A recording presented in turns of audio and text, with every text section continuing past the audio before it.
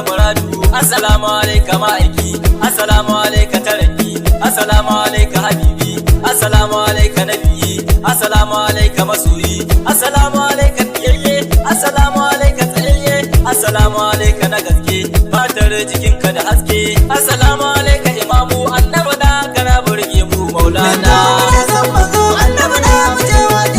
Annabi da aka gaishe ka, dan komai yana nan gunka, sarki ilahu ya baka, mai neman ɗauki hanyar da tana ta jiranka maulana.